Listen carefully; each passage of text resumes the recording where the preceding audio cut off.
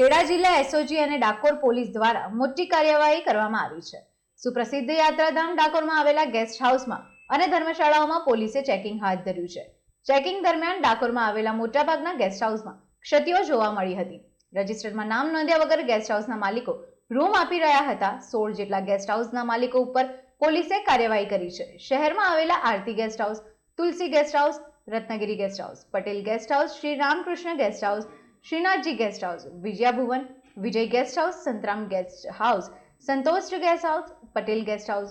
स्वस्तिक guest house, Jalaram guest house, Bhagwati guest house અને ડબગર સમાજની ધર્મશાળાના માલિકો પર પોલીસે કાર્યવાહી કરી છે। મુખ્યત્વે રાજ્ય સરકાર દ્વારા જ્યારે અસામાજિક તત્વો ઉપર કડક પગલાં લેવાની જે સૂચનાઓ આપેલી છે તે અનુસંધાને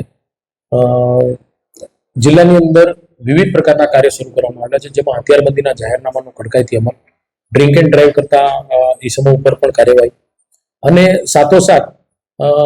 જો અસામાજિક તત્વો કોઈ ગેસ્ટ હાઉસ હોય કે એની અંદર રોકાતા હોય તો તેઓની ઓળખ કે આઈડેન્ટિટી થઈ શકે તે માટે એક અલગથી ડ્રાઈવ લઈ અને જેમાં એસઓજી તથા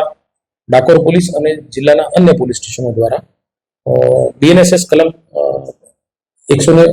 કલમ 223 અન્વયે એટલે કે જાહેરનામા ભંગના જેની અંદર મુખ્યત્વે જે પથિક સોફ્ટવેર છે તે પથિક સોફ્ટવેરની અંદર જો કોઈ હોટલ કે એના માલિક તેમાં રોકાનારા ગેસ્ટની નોંધણી ન કરતા હોય તો તે પ્રકારના જાહેરનામા ભંગના કેસો